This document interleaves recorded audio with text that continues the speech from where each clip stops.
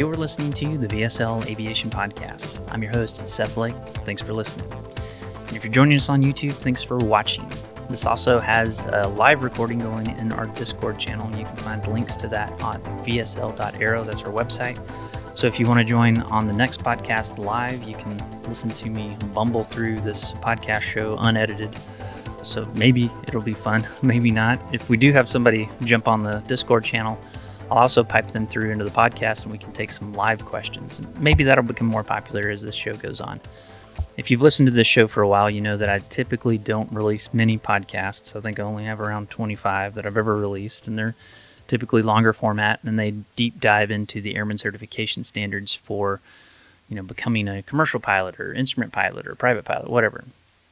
But what I want to do in order to try to get more content out and answer more questions and try to educate more is to get a weekly show going out where I answer some of the questions that come up from week to week, because I do get a lot of questions either through email or I see them on Facebook, see them on Reddit sometimes. So we're going to cover some of those questions and then hopefully generate a little bit more interactivity where you can send your questions in and I can answer it on kind of this weekly format podcast. Now don't worry, I'm still planning on continuing the series on the airman certification standards. That's not stopping.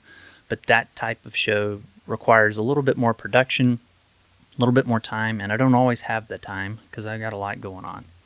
So hopefully you enjoy this, and I'd love to hear from you. You can reach out to me at sethlake@vsl.aero.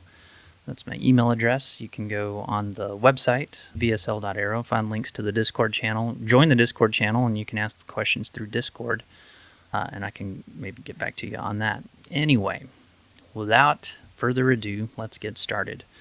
So I've got a few questions picked out. Two of these are emails. I'm just going to read through the email real quick and then talk about my response. And hopefully y'all find this type of stuff. So I'm just going to read through the emails and then kind of discuss the answer to that question, because I'm sure if one person has this question, there are other people that have this question. All right, the first one is from Noman. Noman says, "Hey, good morning, sir. My name is Noman, and I wanted to take a moment to thank you for the invaluable support you've provided through your ACS guide and YouTube videos. Thanks to your resources, I successfully passed my private pilot instrument and commercial pilot checkrides." Hey, congrats. That's a huge accomplishment. And it's great to hear that you found some of my content helpful. Anyway, your work has been incredibly helpful to me as a student, and I appreciate all that you do for aspiring aviators. Well, those are some very kind words, Noman. I really appreciate it. Now, he goes on to write, "I am writing to ask for your advice as I prepare for my upcoming multi-engine check ride on December 13th. Could you please share some recommendations on how best to prepare for the check ride and associated ground school? Any tips or resources you would suggest would be greatly appreciated as I work to ensure I'm fully prepared. Wishing you and your family a happy Thanksgiving. Warm regards, Noman." Well, thank you so much. That was a very kind email. We did have a good Thanksgiving. I had Thanksgiving off, actually. So I started this 4-day trip with Southwest that I'm on right now the day after Thanksgiving. So it's the Sunday after Thanksgiving, 1st of December. And we had a great Thanksgiving. So hopefully you did as well. So I like this type of question. So first of all, it shows that, hey, you're not just going into it blind. You want to go into it as well prepared as possible. Now, I've done a couple of YouTube videos on the multi-engine commercial add-on. And I'll start by saying that, most of the time when we do a multi-engine check ride, it's at the commercial level, because we want to do the add-on certificate rather than do it initial. Because if we do a commercial multi-initial, it requires a lot more hours. If we do an add-on, there's no minimum hour requirement. You can do it in 2 hours. No, most people don't do it in 2 hours. Most people do it around 7 to 10 hour time frame. Now, if you're doing the add-on, you're typically going to do that at the commercial level, because if you do the add-on as a private, and then later on you get commercial and you want commercial privileges, you're going to have to do an additional check ride at the commercial level. So that's just a little bit about, why we do a commercial multi-add-on typically. That's why. And I cover that more in those videos, which I've got links to here. Anyway, the first thing that I suggest that Noman do is look at page A-14. That's appendix A-14 of the commercial ACS. And in there, you're going to see the additional task table for multi-engine rating. And so you already hold a single engine land commercial certificate, so you're just adding on a airplane multi-engine land. So this additional task table takes you through all the areas of operation and the specific tasks that you have to do. So in area of operation 1, we only have to do tasks F and G. In 2, we do A, B, C, D, F, and then it goes on. There's a lot of the areas of operation that we don't have to do anything out of. And there's a couple, like area of operation 5, we only do task A out of that one. So that's a good place to start to figure out, okay, when I take the checkride, what do I have to show proficiency in for the checkride? Now that's different than, I'm not saying that's all you want to be proficient in, right? You want to be proficient in flying the airplane. You want to have, or be able to show mastery of the aircraft and the multi-engine aircraft that you're flying. But you also don't need to necessarily waste time doing some of the stuff that's going to be the same in a multi as it is in a single. And stuff like that's like your navigation tasks. Navigating in a multi-engine aircraft is really no different than navigating in a single-engine aircraft. Of course, the fuel burn is going to be different. The performance might be different, but there's really no need for you to practice extra like doing cross countries in a twin, because it's basically the same as doing cross countries in a single. The main thing that is going to be different is learning how to fly the multi-engine aircraft with one engine inoperative. So that's the critical thing, is because now with that asymmetric thrust in there, controllability becomes a big issue, and dealing with that controllability in a safe manner, avoiding a stall spin accident in a twin, is really, really important. So that's where your training is going to focus in on. So that's a great place to start, is the additional task table out of the commercial ACS.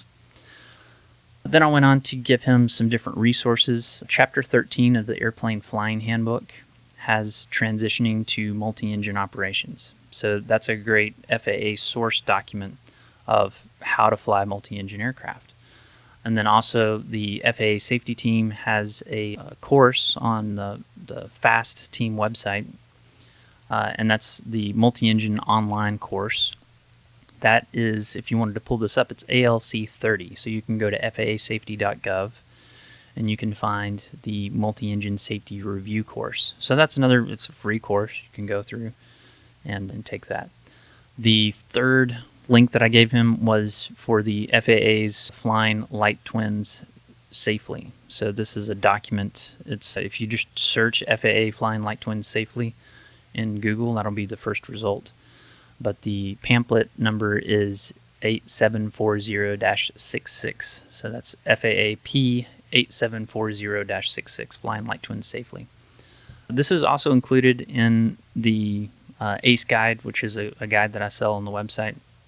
And it's hyperlinked in there as well as the commercial ACS and all the multi-engine review stuff. So if you don't have the ACE guide, that's a great way to get all of those resources. You know, it's right there.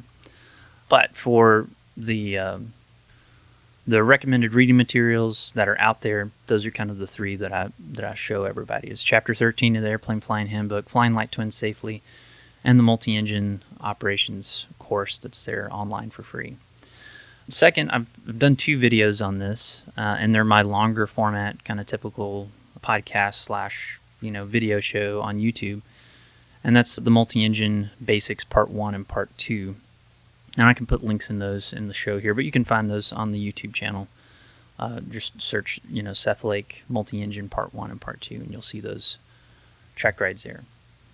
What I talked about is basically, I've kind of given the big objective here of multi-engine training is all about flying the aircraft safely when you have malfunctions. And with a twin, there's opportunity for more malfunctions. First of all, you've got 2 engines instead of 1, so you've got the asymmetric problem of power if you lose one engine.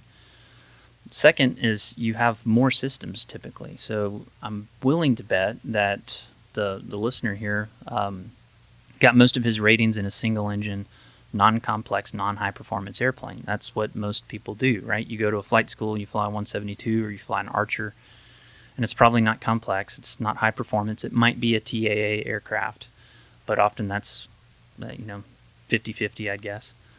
And then you go to the multi, and that's the first time you've flown complex, and that's the first time you might have flown anything with over 300 horsepower total. Now, Seminole, for instance, is around 300 horsepower, but it doesn't count as high performance because that's looking at the individual engines. So there's not a lot of high performance twin trainers. But I think for, realistic purposes, we can assume that, hey, if the plane has over 300 horsepower, it's going to be, there's other challenges involved there, right? This is your first kind of faster airplane that you've flown, so there's going to be a learning curve there for sure to get used to. So having the attitude that Noman has here of wanting to be as prepared as possible when you go into that training, I think is really good. And hopefully he reaches back out when he's done December 13th. That's only a couple weeks away. And these multi-engine courses are typically pretty fast. You can get a multi-engine course done in 3 or 4 days pretty easily if you've got the examiner lined up and everything. So hopefully we get to hear from him in a couple of weeks and see how everything went. All right, next I've got a question from David. David says, "Hi Seth and team, I wanted to write and inquire about MEI legality question that is coming up, and the answers I get seem to be circular. I thoroughly enjoy all your podcasts and gain so much knowledge from utilizing you as a resource. The VSL guide is the best $70 I've ever spent in aviation." I appreciate the kind words there, David. All right, his question is, it pertains to the regulations for instructing a multi-engine plane. 61-195F states, "Flight instructor has at least 5 hours of piloting command time in specific make and model of multi-engine airplane, helicopter, and powered lift as appropriate." My question is, as far as make and model go, is the make and model any aircraft covered under the TCDS of that aircraft? For example, the PA-23s at our school has a PA-23 and two PA-23-235s. If I've received my ME and MEI training in a PA-23-160, am I legal to instruct in any PA-23, or must I have 5 hours of PIC in every variation of the plane? Obviously, I understand any answer you give is just your friendly advice, not FAA legal interpretation. I just know I could probably get a good understanding from you much faster than the FAA responding to a request for interpretation. Well, David, you are right there. I was able to get back to David pretty quickly on my thoughts on that. I'm not aware of any legal interpretations that discuss this specifically.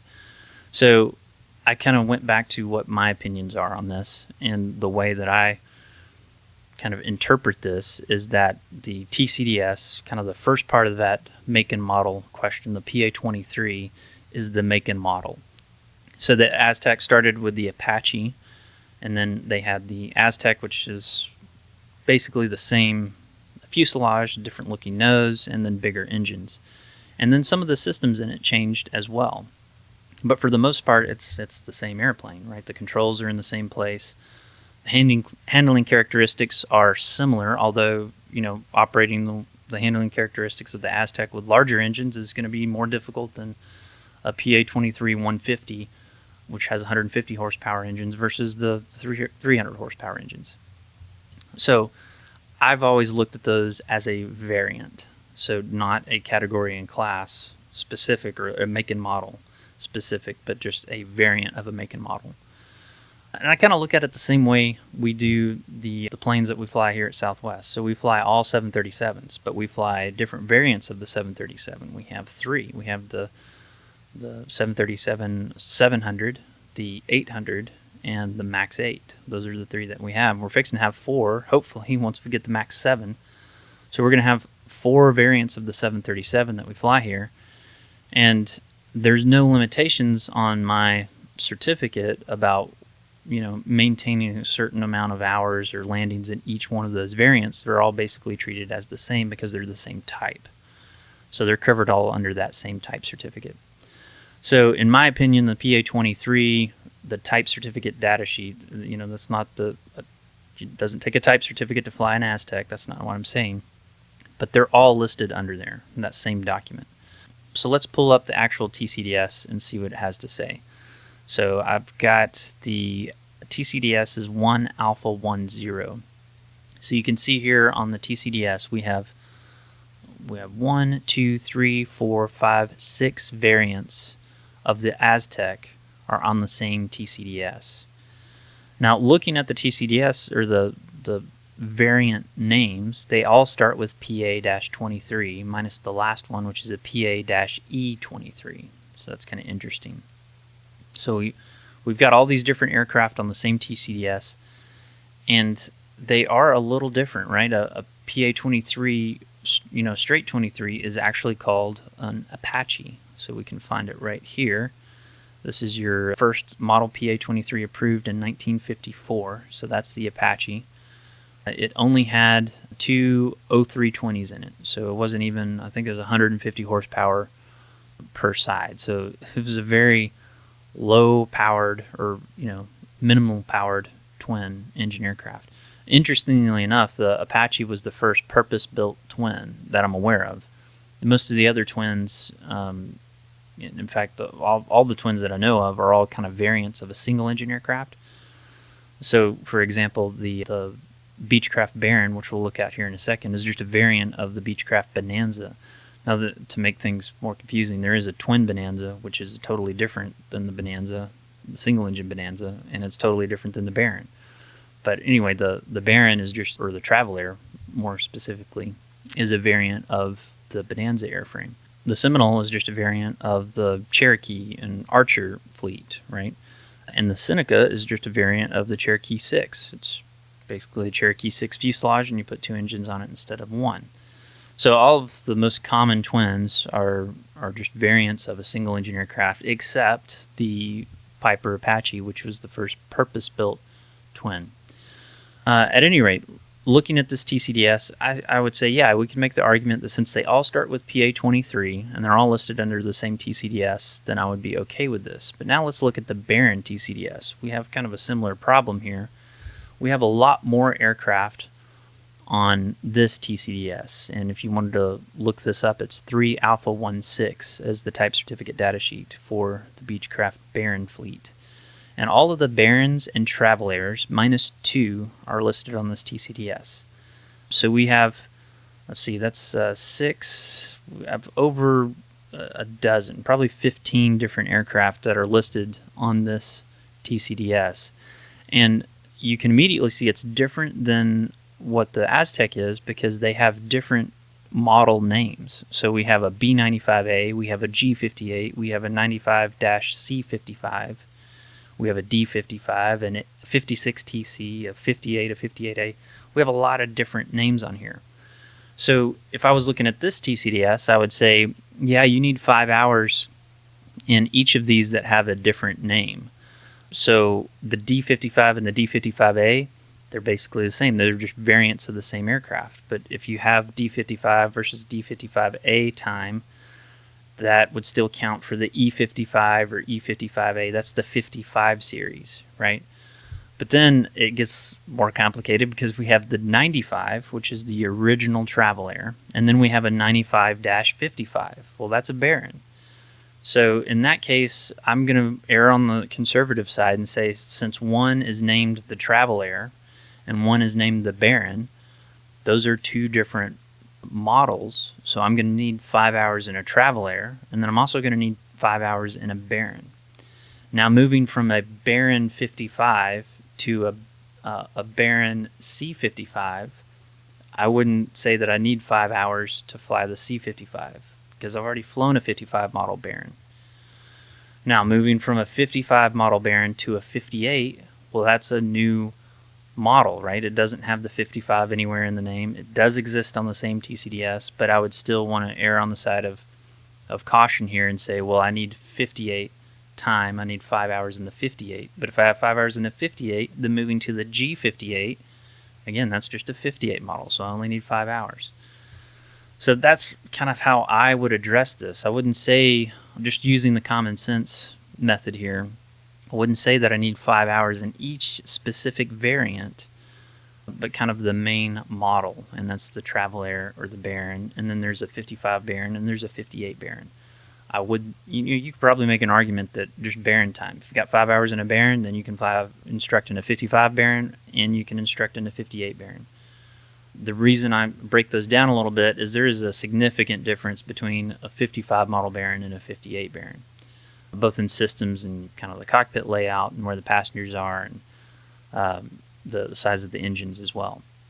So that's kind of my answer for that. It's not a great answer. I can't say that I'm just excited that I've boiled it down to the exact solution here.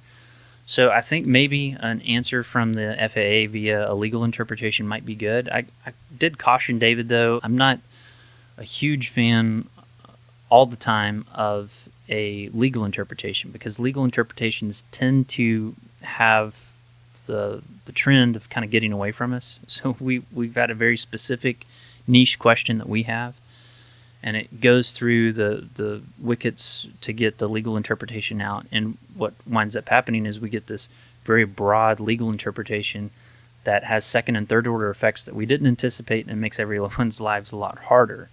So I actually suggested if David can get a solution in writing from his FSDO saying, hey, this is what we're comfortable with, or reach out to also AOPA, because AOPA might have some solutions on this as well, of historical data, and they can say, hey, here's an email we got in writing that this is the FAA's stance on this.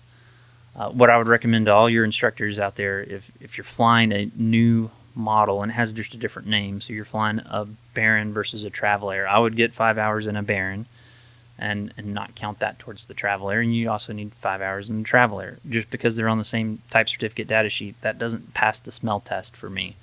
So hopefully that's clear as mud for everyone. And that's that question there. Okay, next I'm going to get to a little article that I wrote on Reddit. I did this about 6 days ago. And the title of the article is The Reality of Being a DPE, Challenges, Misconceptions, and Solutions. So I've written a couple of different articles, and I call them articles, but they're just longer form posts. And I like to post those on Reddit because Reddit is like Google searchable, and I think it has maybe a broader audience than Facebook does. And, I don't know, I just like the format for some reason. So the gist of this post is trying to explain why there's so many challenges in scheduling a check ride right now, and specifically there's challenges for that because it's challenging to be a designated pilot examiner. I know a lot of people think that the DPE system is just totally broken, and I would argue that the data doesn't really support that. And the reason I say that is because in 2023, we've got the Airman Statistics Report that came out earlier this year, and it essentially tells us that we conducted, more check rides in 2023 than at any other point in history, as far back as I could see. We did a tremendous number of check rides last year. So saying that we have a broken system, I don't think is really accurate. I don't think the system is broken. I just think we have a kind of a traffic jam in the current system. And the analogy that I used is, if you're driving along and you hit, standstill traffic on the interstate, you don't throw your hands in the air and say, I can't believe the interstate system is just fundamentally broken and it doesn't work at all. We need to tear all the interstates down and rebuild them from the ground up. I don't think most rational people would think of a traffic jam that way. They would think of it as, oh man, there was an externality that happened, a car accident, construction, whatever, and we've got a momentary breakdown of the system where it's not working as intended. But for the most part, the core system does work. We just have an external problem that's affecting the system right now, and this is a temporary problem. So I think the same thing is true for the DPE system. The designated or the designee system the FAA has used for around 60 years, and it's worked, I think, pretty successfully. But the problem is we have a record number of people going through training.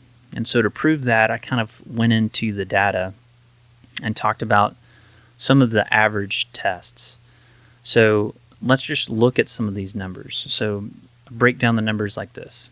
The FAA's 2023 Airman Statistics show that examiners conducted about 148,507 tests last year, excluding ATP tests conducted by Part 142 facilities.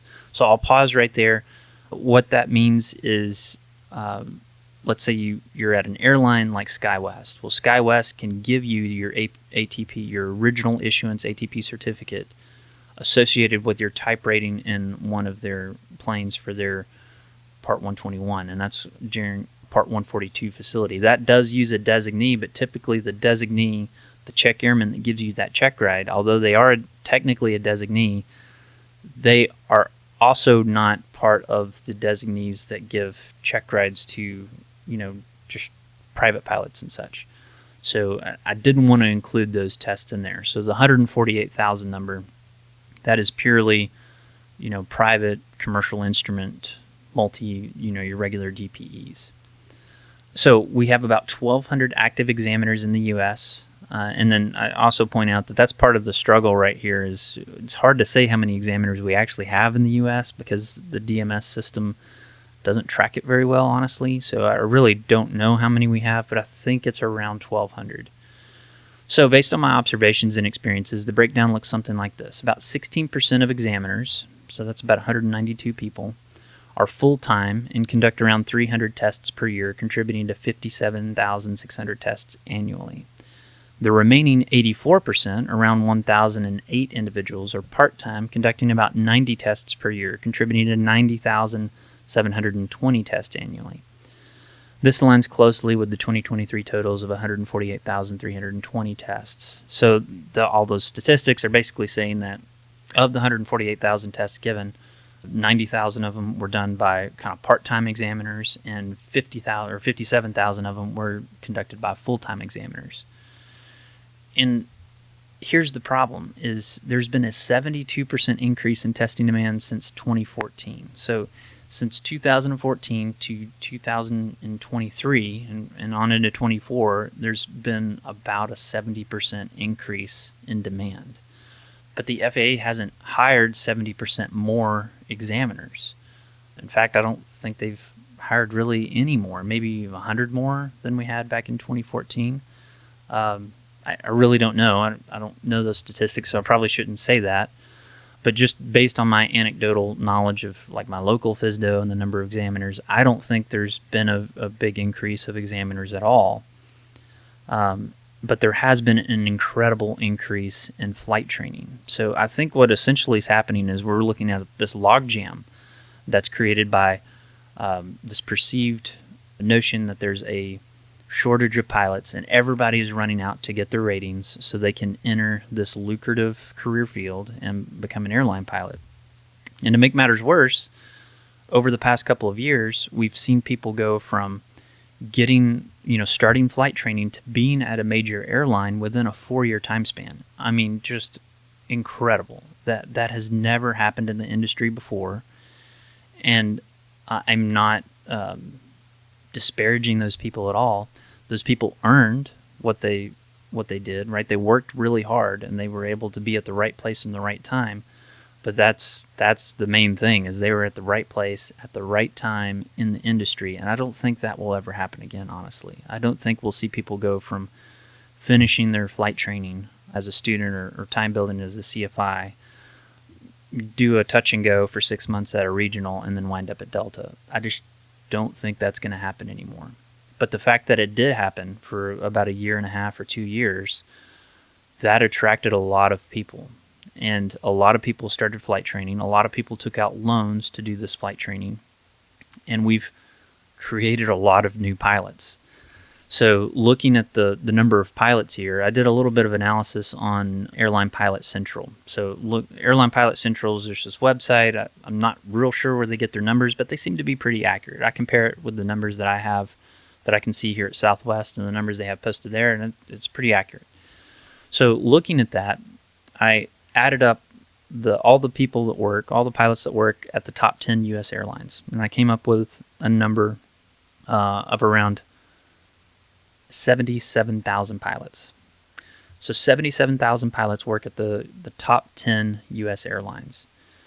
Now, between 2020 and 2027, kind of looking at that time frame there, and it's kind of a weird time range, but that's the best that I could do looking on average at Airline Pilot Central. It has a projection of retirements there. So looking at those projected retirements in those 10 airlines, see about 13,000 pilots are expected to retire in that time frame when they hit the mandatory age of 65.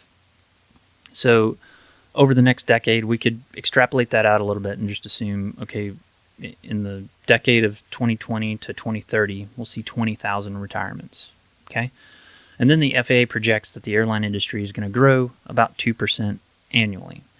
So applying this growth rate means, okay, we need 17,000 additional pilots to support expansion, and then combining the retirements, we can expect that we're going to need to hire about 37,000 pilots into the top 10 U.S. airlines. Those don't include the regionals. I'm talking about the ULCCs, the low-cost carriers, the major airlines like Southwest, Spirit, Allegiant, Frontier, and then, of course, the big legacies like American, United, Delta, Alaska, and Hawaiian. And then, Southwest is considered we're the largest domestic airline, so of course they're in there as well. So we need about 37,000 pilots at the top end of the industry. And I think that's a good metric here, because in order for people to enter the regionals, they enter the regionals, they spend some time at the regionals, and then they flow up into one of the major airlines. So if the major airlines aren't hiring, the regional airlines probably aren't hiring either. Now, there is some attrition within the regionals, right? We have the lifers, the guys that just fly in the regionals, and then they age out and retire, and the regionals need to hire people to replace them. But I would say that's the minority of pilots that do that. The majority of pilots at the regional have some expectations to flow through to a major airline at some point. And so going in with that assumption, I think the capacity for us to hire pilots over the next 10 years is around 37,000 pilots. Now, looking at our trend line for how many commercial pilots that we've created that we will create using the current trend lines that we will create from 2020 to 2030, we'll create around 109,000 new commercial pilots. We're going to issue around 101,000 ATP certificates. So this is kind of concerning to me, and I've also accounted for about, I think, 20% of those pilots. Looking at the raw numbers, I've taken 20% off to assume that those are foreign trained pilots. So, people from China and India that have come to the United States, they get issued a commercial certificate, but they're not going to use it in our market. They're going to take it to a foreign country. So I didn't want to include that. So I just did basically a guess at that. I don't know how many there are. It could be 50%. But even at 50%, we're still probably around 15 to 20,000 pilots too heavy for this decade. So what we're seeing here, basically, after saying all these statistics, is that what we're experiencing is an overcorrection, which is totally expected, right? That's not a surprise at all. I think it's human nature to overcorrect in a lot of different things that we do, but especially in something as complex as a hiring market.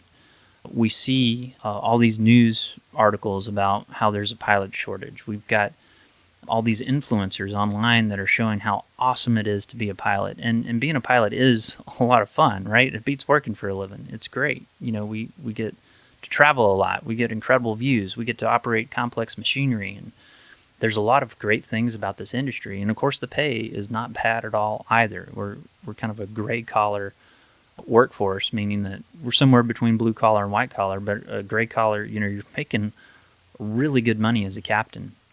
Now, you're not making just incredible amounts of cash as a regional airline first officer, but the payoff is, well, if I get to a major airline and have a 20-year career there, those last 15 years when I'm a captain at Delta, I'm going to be making, high six-figure numbers.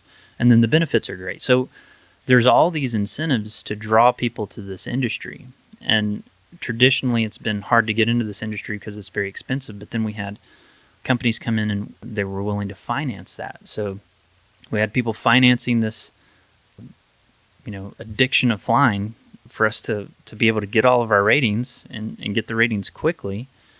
And it lowered the barrier of entry too. So it allowed people, that's the good thing about financing is, people that didn't have the financial means 10 years ago to enter this industry were able to enter it because of financing options, which is kind of relatively new. Anyway, what it created is this perfect storm of an overcorrection. We've just created too many pilots. And I want to be honest with you. I don't want to try to plaster over the fact that this is my genuine feeling, is that we've overcorrected. I also don't want to cause a panic with anybody. If you're a private pilot and you're just getting started and you've got a $120,000 loan that you owe to a flight school and you're hearing me talk about this thinking that you're never going to have a job, I don't think that's the case. What I think the case is going to be is that you're going to spend much more time at the lower rung aviation jobs than you anticipated. And it's basically you're going to spend the same amount of time there that we have had historically had to spend there, right? So take a person like myself. I became a pilot in the Air Force in 2008, and then I've had to work basically from 2008 to 2018 until I was a professional pilot in the civilian world. And then finally 2023, I became a major airline pilot. So when I started at Southwest, I got hired at 39, and that's kind of the average age that somebody's hired at Southwest. I had people in my class that were 23. 23 was so far below the standard, they just had no, they blew all of the other new hire numbers out of the water. Nobody had been hired at 23. And the same thing at Delta, United. It's unprecedented region that we were in because we did have a legitimate shortage, but because of all these good benefits, I think we overcorrected. And so instead of being 23 or 25 when you start at that major airline, you're probably going to be 35 when you start at the major airline. And that kind of sucks, especially if you thought, oh yeah, I'm going to be at Delta making $200,000 within 5 years. That is not a realistic expectation anymore. And I want to make sure you as a younger pilot understand that you might be at a regional for 10 years before you get the chance to go to a major airline. And I don't want you to think that that's like the end of the world or anything. That's the way it's kind of always been. And I think that it's just going to be a reversion back to the mean is what it is. It's just a reversion back to how it's always been. So other things that I talked about in this post having to do with the shortage is the fact that being a DPE is kind of tenuous in nature. So it's really hard for DPEs to fully commit to being a full-time DPE because the same qualifications that make us qualified to be a DPE also make us qualified to fill other jobs in professional aviation. And those other jobs tend to have more consistency, they have better benefits, and they're just easier and safer. I can name probably 4 fatal accidents off the top of my head that involved examiners in the past 5 years, and there hasn't been one U.S.-based 121 airline pilot lose their lives in probably, 13, 14 years. So, it's much more dangerous being a DPE than it is being an airline pilot. It's easier being an airline pilot than a DPE. The benefits are much better being an airline pilot than being a DPE. So I think there's a perception out there that DPEs are just doing it for the money. I don't think everybody has that opinion, but I think there's a lot of people that have that opinion. And I see it on Reddit especially. This post just blew up with a lot of people that were frankly being kind of insulting to me, saying that literally I'm a con artist, which was kind of interesting. At any rate, there's haters in all industries, and I understand that. But we aren't doing it for the money. And because we aren't doing it for the money, we have some other primary source of income that's kind of our primary job. So we have to treat DPE as a part-time job. And as long as you're relying on part-time people to fulfill a huge increase in demand, that's going to be a problem. But when it normalizes back out and we go back to kind of 2014 levels of training, you're not going to see 3 months wait time for a check ride. You just aren't because there's not going to be that many pilots getting check rides anymore. But anyway, I think I've ranted on this long enough. If you want to, go to flying, r/flying on Reddit, and you can find my handle on there is Beach Dude. But the reality of being a DPE, if you just search for that, you can pull that up and read the post and read the comments. The comments are kind of interesting. Hopefully you enjoy that. All right, last we will get to this is a post made in r/flying of Reddit. And the question was from Dolan977. Do twin props without a critical engine have a VMCA speed? Hi all, I'm trying to figure out if twins without a critical engine have a VMCA speed, as I've never flown one before. It's for an airline question, and they ask, does a plane without a critical engine have a redline speed? Lots of comments here. So this was my answer. I'll just read this verbatim. So I said twins with counter-rotating propellers still have published VMC minimum control speed because the concept of VMC applies regardless of whether the engines are equally critical. The VMC definition assumes one engine is inoperative in windmilling, which directly affects controllability. In twins like the Piper Seminole, counter-rotating propellers eliminate the differences in asymmetric thrust produced by different engines, meaning that neither engine is more critical than the other. However, this does not mean that these aircraft lack a VMC or that the concept of a critical engine is irrelevant. Instead, each engine is equally critical, meaning the loss of either engine has a symmetric and equally adverse effect on controllability. The only aircraft that wouldn't have a VMC are centerline thrust twins, such as the Cessna 337. In these designs, engine placement eliminates yawing moments caused by asymmetric thrust, making a VMC unnecessary because losing one engine doesn't impair directional control. As for the Seminole, Piper's claim that it eliminates the critical engine factor is more of a marketing statement. While the counter-rotating propellers equalize the criticality of the engines, VMC still exists because its definition relies on one engine being windmilling and the other producing power. From testing, a typical light twin with non-counter-rotating propellers requires about 70 pounds of rudder force to hold heading with the critical engine inoperative, and about 40 pounds with the non-critical engine inoperative. For a Seminole, it's reasonable to estimate that around 40 pounds of rudder force would be required to maintain heading with either engine inoperative. In contrast, an aircraft like the P-38 Lightning with propellers rotating away from the center line of gravity might require 100 to 150 pounds of rudder force to hold heading. Bottom line, all multi-engine aircraft with wing-mounted engines, even those with counter-rotating props, have a critical engine or equally critical engines, and almost all of them have a published VMC. So that is my answer to this question, and I was happy with this. So let's talk about the Cessna 337 for a second. If you're flying an aircraft that doesn't have a published VMC, you will have a restriction on the back of your certificate. So if you get your training in this, so let's say you go train in a Cessna 337, which is a push-pull configuration. It's got an engine on the front, engine on the back. It is centerline thrust, so it doesn't have a published VMC. So if you get your multi-engine rating in a 337, you will have a restriction on the back of your certificate that says restricted to centerline thrust only. A Seminole does not have that restriction because the Seminole does in fact have a published VMC. Now, Piper says, hey, it removes the critical engine factor with having counter-rotating propellers. What Piper is really trying to explain there in the flight manual is that there's not one engine that's more critical than the other. They're both equally critical. So that's why I think there's some confusion about a counter-rotating twin not having a critical engine. A counter-rotating twin has two critical engines. They're both equally critical. So hopefully that clarifies that.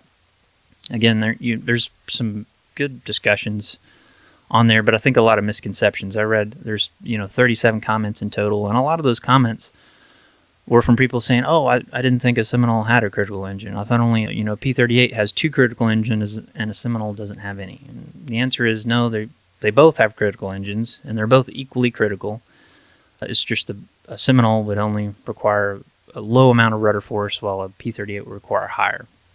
Anyway, I've been going about an hour. I think I'll wrap it up here for this week's episode. Thank you so much for joining us. I am on my way to Seattle eventually tonight. I have 2 legs tonight, 2 more legs tomorrow, and it's go-home day tomorrow, so looking forward to that.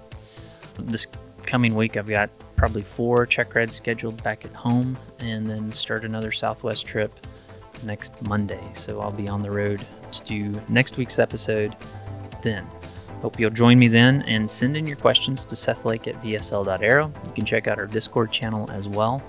This will be posted on YouTube, so if you post the YouTube comments, I'll try to pull up some of the YouTube comments and get some interaction that way there. But the more questions, the better. I love answering everyone's questions, like that interactivity there. Thank you so much for listening or watching. Don't forget to like and subscribe. Tell your friends about the podcast, and look forward to hearing your feedback. We'll see you.